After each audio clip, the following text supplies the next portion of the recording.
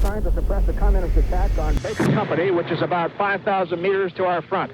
Secret videos, hidden files, and government cover-ups. Cover-up of this incident in South Vietnam. Too dangerous for people to see.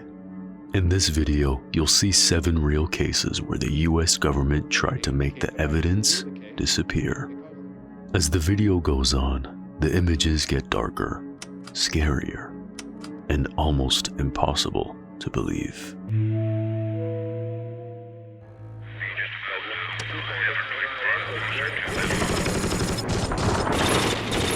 1950. The United States and the Soviet Union were locked in a war no one dared to fight directly, the Cold War. Each day, the fear of a biological attack grew stronger. Inside the Pentagon, a twisted question emerged.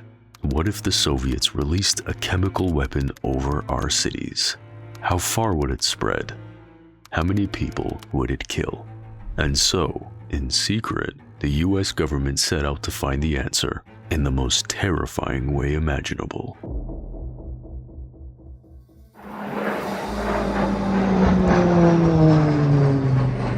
Between 1957 and 1958, the US Air Force and Army Chemical Corps launched Operation LAC, Large Area Coverage.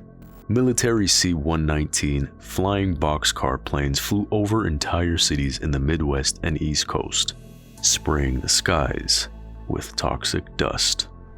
The chemical they used? Zinc cadmium sulfide, a fine glowing compound linked to cancer and serious respiratory illness. There were no warnings, no consent.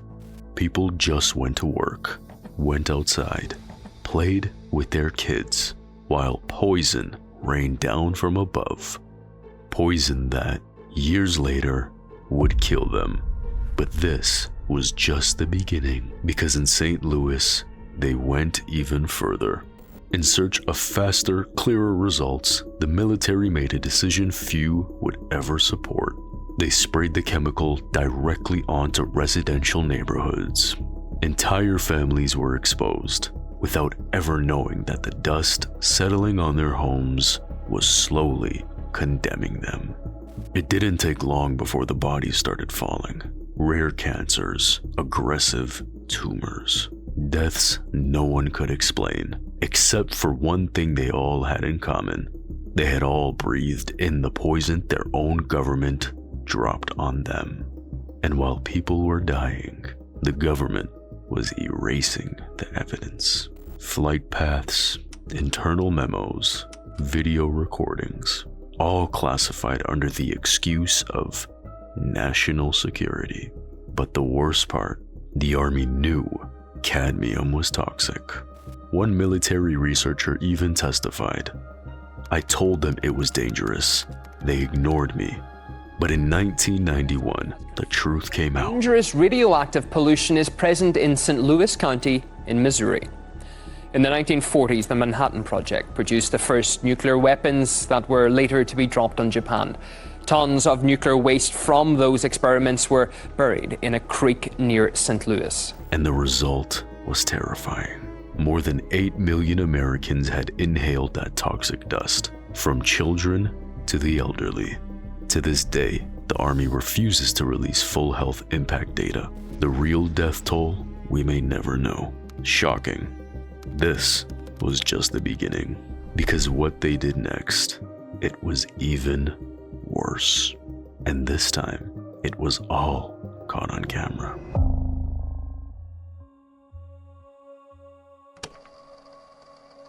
There's a photo the US government never wanted you to see. A group of women and children huddled together, staring straight at the camera. Seconds later, American soldiers opened fire. What led to that moment? A mission so brutal, it was buried for over a year, covered up all the way to the top. 1968, Vietnam. The war was lost in the jungle and inside the minds of American soldiers. On March 16th, Charlie Company received a simple order: destroy the village, of My Lai, or as they called it, Pinkville. But there were no enemy soldiers, no Viet Cong, only civilians. The result? Women, children, the elderly, even infants, lined up and executed at point-blank range. Over 500 people were slaughtered that day. Most were shot in the head, and some burned alive inside their homes. Army photographer Ronald Haberly captured it all. Bodies stacked in ditches, mothers holding their children, crying. Seconds later, they were dead. But those photos, they stayed hidden. The army classified everything. Official reports called it a victory. 128 enemies killed in action. The reality, 0 Viet Cong. Every single victim, a civilian. Anyone who tried to speak, like helicopter pilot Hugh Thompson, who risked his life to stop the killings, was silenced. The order was clear: never speak of Pinkville. And for over a year, the government got away with it. No footage, no photos in the news, only lies. In your mind now, the massacre did take place at My Lai on March 16th, 1968. That's one of the things we're trying to determine. Until one soldier, Ronald Ridenhour, refused to stay silent. He exposed everything, sending letters to Congress detailing every crime. After my return from Vietnam, I wrote a letter, a long, definitive letter, which explained what the situation was as I knew it, and exactly how I came across the information, and what information I had, and I called for an investigation. I made 30 copies of this letter and sent. What happened next changed history. Haberly's photos, hidden all that time, finally hit the front pages. One showed women and children seconds before execution. Another, a ditch filled with piles of bodies. The cover-up collapsed. An internal investigation revealed the truth. 30 officers, from the ground up to the high command, lied to cover up the massacre. The punishment? Only one man convicted, Lieutenant William Calley, guilty of 22 murders. He served just 3 years under house arrest.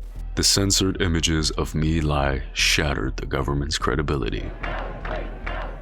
For the first time, Americans saw what their soldiers had really done and what their government tried to bury. Life sentence for the My Lai massacre. The announcement came amid a deluge of telegrams to the White House, 25,000 a day. And just when you thought it couldn't get any darker, it did. Because what happened inside Abu Ghraib makes this look like nothing. Major combat operations in Iraq have ended. In the Battle of Iraq, the United States and our allies have prevailed. After the 2003 invasion of Iraq, the United States took control of one of the country's most feared and sinister prisons. Under Saddam Hussein's regime, Abu Ghraib had been a symbol of terror, a place where political dissidents were tortured, executed, and disappeared without a trace. Its walls were soaked in blood, screams, and secrets. But when the US took over, the nightmare didn't end. The uniforms changed, but the abuse and torture continued, and in some cases, it got even worse. Abu Ghraib became the largest and most feared detention center under US control. Officially, it served one purpose: detain and interrogate insurgents, terrorists, and anyone suspected of attacking American troops. In practice, it became a factory of systematic torture. Prisoners were captured, often with little or no proof, and thrown into those cells where human rights simply didn't exist. The soldiers tasked with guarding that place became executioners. The military dogs and the victim lying on the floor near a pool of blood with a clear... The first glimpse of what had really happened inside came in 2004, when a handful of photos leaked to the world. These images showed naked prisoners, hooded, stacked on top of each other like animals, while smiling US soldiers posed next to them. Some detainees were leashed like dogs. Others were threatened by real military dogs, trained to attack. And the world thought that was the worst of it, but it wasn't. Then Secretary of Defense Donald Rumsfeld made it clear before Congress, there are more photos and videos you haven't seen, and if they ever come out, the horror will be much worse. What was in that hidden material? Internal investigations revealed over 1,000 photos and multiple videos recorded by the soldiers themselves, footage that never made it to TV and remains classified to this day. Videos of prisoners forced to in front of guards, footage of rapes, both men and women, carried out by soldiers and translators, images of a prisoner sodomized with a chemical light stick while others laughed and filmed, and all of it recorded, stored, and sealed by the US government. The higher-ups knew. They knew that if those tapes ever surfaced, America's reputation would collapse in seconds. That's why, from the White House to the Pentagon, they did everything to bury them. They fought for years in court to block the release of every single image, every second of those videos. The few photos the world eventually saw, they were just the surface. The real nightmare remains classified to this day. Senators who saw part of the material said it plainly. It's not just a few pictures, there's a lot more, and it's much worse. The punishment, 7 low-ranking soldiers convicted, and the ones who gave the orders, they never spent a single day in a cell. What happened at Abu Ghraib was no accident. It was a system of torture, filmed, and then buried forever. And to this day, those tapes remain banned, censored by the US government itself. Because if what we saw was already inhumane, imagine what's still hidden.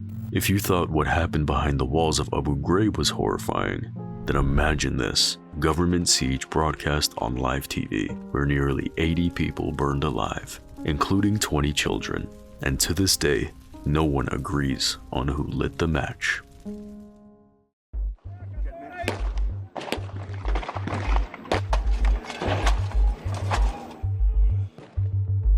(1993) Texas. A religious sect led by David Koresh barricades itself in a compound known as Mount Carmel, outside Waco, Texas. They are the Branch Davidians, a group with apocalyptic ideas, suspected of stockpiling illegal weapons. On February 28th, ATF agents attempted to raid the place. What starts as a raid ends in a shootout. 6 cult members and 4 federal agents were killed. It is the beginning of one of the most tense and televised sieges in American history. 51 days of the FBI siege. Helicopters hovering overhead, snipers taking aim, negotiators speaking into bullhorns, and the entire country watching on television. But no one imagined how it would end. On April 19th, the FBI launches a final assault. Minutes later, the entire complex bursts into flames. 76 people are charred to death. Among them, 20 children and David Koresh himself. The government said they burned themselves, but doubts arose immediately. Was it really a mass suicide, or was there something else? Could the FBI have set the fire? And most disturbing, what do the videos that were never made public show? During the final assault, an FBI plane equipped with an infrared camera recorded everything from the sky. Those images, known as FLIR, show bright flashes coming from the perimeter of the building just before and during the fire. For some experts, those flashes were not reflections, they were gunshots. Shots fired by FBI agents into the building, perhaps preventing people from getting out alive. The FBI said not a bullet was fired, but they didn't show the full video. Those fires started. He had 51 days to release those children. He chose those children to die. For years, the government withheld that footage. Only fragments came out under judicial pressure. The full videos, uncut, remain sealed or heavily edited. In 1999, after new leaks, the FBI had to admit that they did use incendiary tear gas grenades, something they had adamantly denied for 6 years. An internal tape also surfaced showing agents discussing the use of gas, direct evidence that they did not tell the whole truth. The result? An external investigation, more excuses, more versions, but never the full video.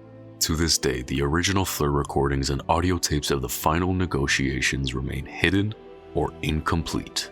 The government said it withheld them to protect national security, but many believe the real reason is much simpler.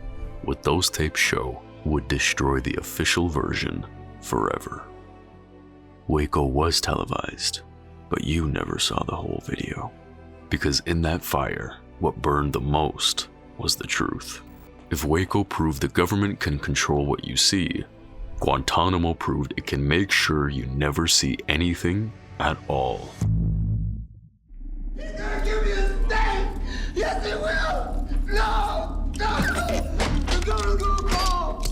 He's got to! Imagine being strapped to a chair, screaming with a tube shoved up your nose as you vomit, and all of it being recorded, but never shown to the world.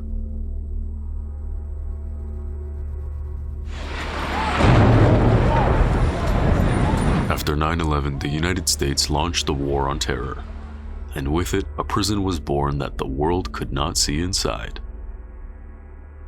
Guantanamo was on Cuban soil, but under absolute US control. Its official purpose, to detain terror suspects without trial and without time limit. It was not justice. It was torture, recorded, covert, and still today, hidden.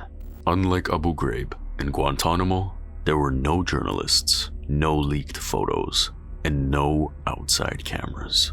The only cameras that recorded were the government's own, and those recordings never got out.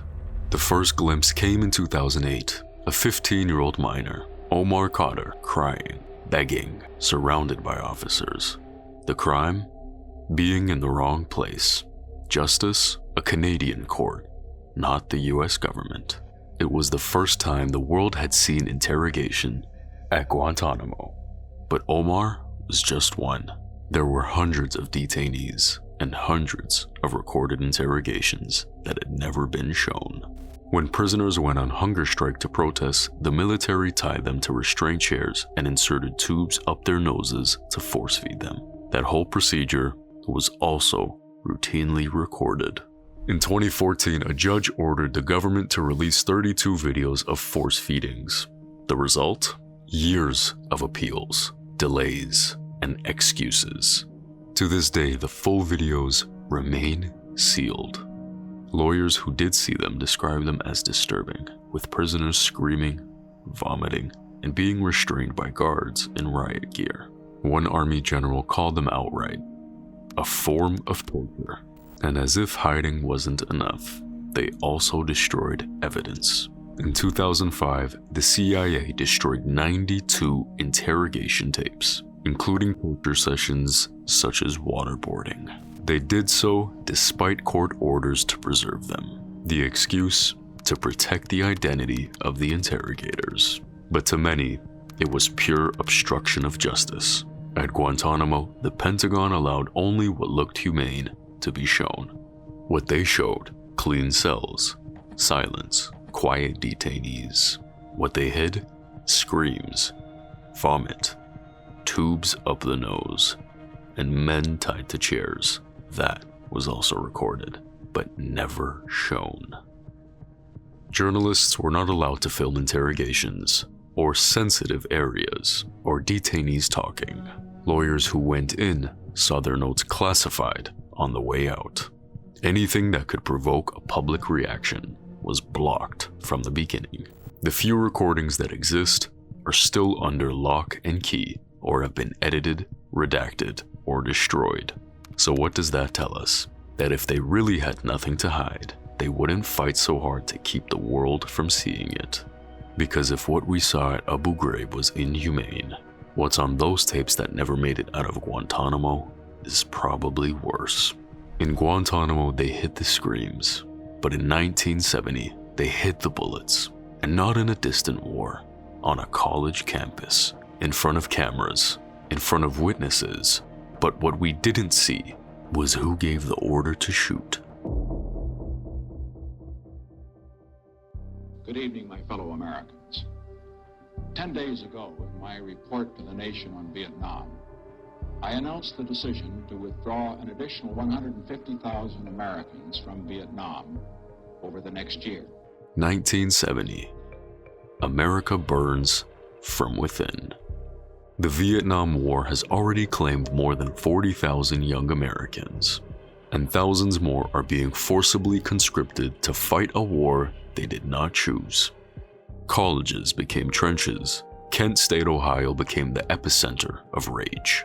Protests against the draft, against the bombs, against Nixon's decision to invade Cambodia. President Nixon didn't listen to them. He insulted them. He called them thugs. The governor of Ohio went further. They're enemies of the state. And when you see young people protesting, and you decide they are enemies, what do? You send them soldiers. On May 4th, Ohio was not a campus. It was a war zone disguised as a university. The National Guard arrived with helmets, bayonets, and M1 Garand rifles loaded with live ammunition. It wasn't rubber bullets. It wasn't deterrence. It was a fire set to kill. And the worst was yet to come. The protest was not a battle. There were no weapons. There was no violence. Just banners. Just voices. But then, in just 13 seconds, 67 shots rang out. 4 students died. 9 more were left on the ground, bleeding. Some, they weren't even protesting. They were just walking to class. None were armed. None fired. Only one did, and he wasn't on the side of the students. The official version? There was a sniper. The soldiers feared for their lives. It was chaos. But the truth doesn't take long to come out for good. Because bullets can fall in seconds, but lies take decades to break. And this one was broken by a tape. One student, Terry Strube, had left a tape recorder on in his bedroom window. Unbeknownst to him, he recorded the entire massacre. The tape was ignored for 40 years, until 2010. 2 experts analyzed it with modern technology, and what they heard changes everything.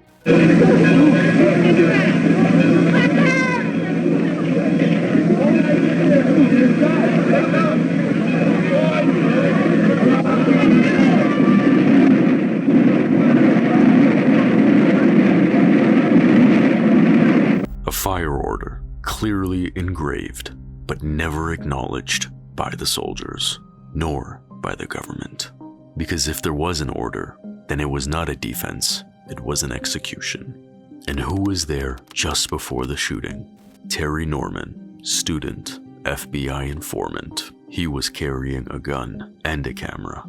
After the shooting, Norman is filmed running away with his revolver. The FBI hides it. They confiscate his gun. They confiscate his tape. They deny that he fired. But in 1977, a secret ballistics test reveals the truth. His gun had been used on May 4th. A bullet the public never heard. A truth the FBI hushed up for years. Meanwhile, the government took aim at the victims. They asked for it. It was a riot. It was the protesters' fault. But at the trial, it emerged. No one surrounded the soldiers. No one threatened them. No one fired, officially, except one. The files were sealed. Norman's photos never released. The audio tape hidden for 40 years. And the FBI simply denied. But the tape doesn't lie. The bullet went out. The order was given. And if at Guantanamo they hid the screams, at Kent State they hid the shots. Because the enemy is not always on the other side of the world. Sometimes he's in uniform and he's aiming at you from your own university. The other cases in this video were hidden with duct tape, classified as secret, or hidden in forbidden files. But this one was a human experiment in the open. No cameras, no witnesses, just a false promise, and hundreds of black men whom the government decided to let die slowly.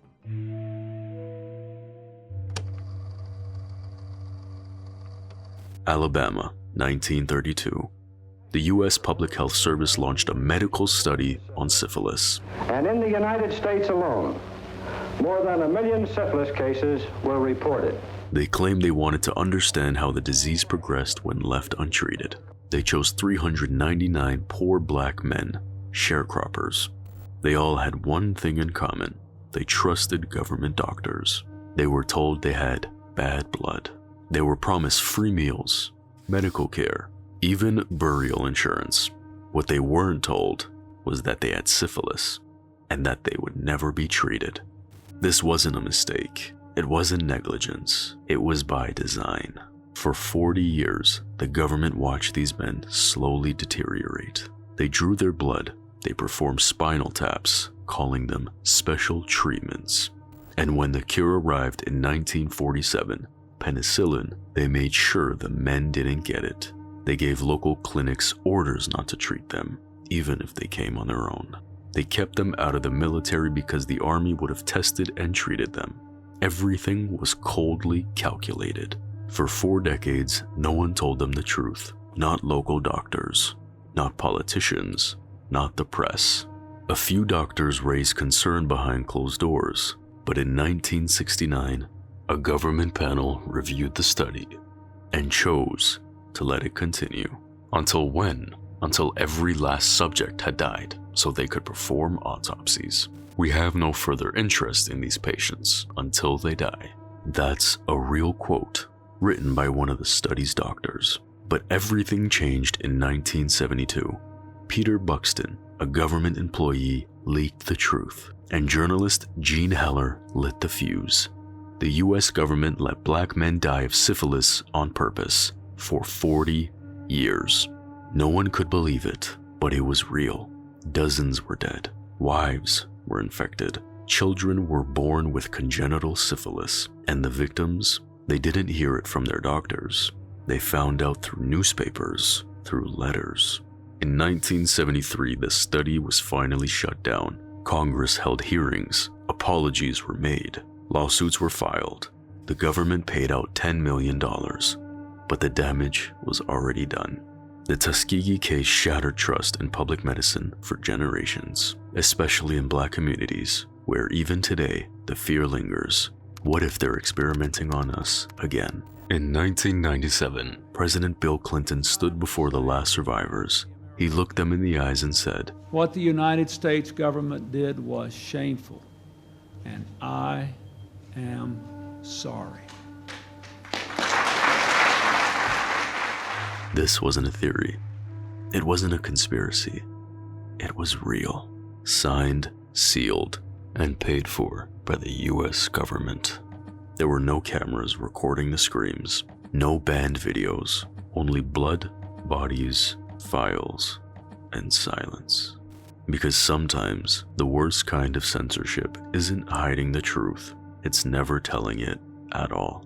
This video wasn't entertainment, it was a memory. And some would rather see these stories stay buried. If anything you saw here left an impact on you, don't keep it quiet. Share it. Because forgetting doesn't need help, but the truth does.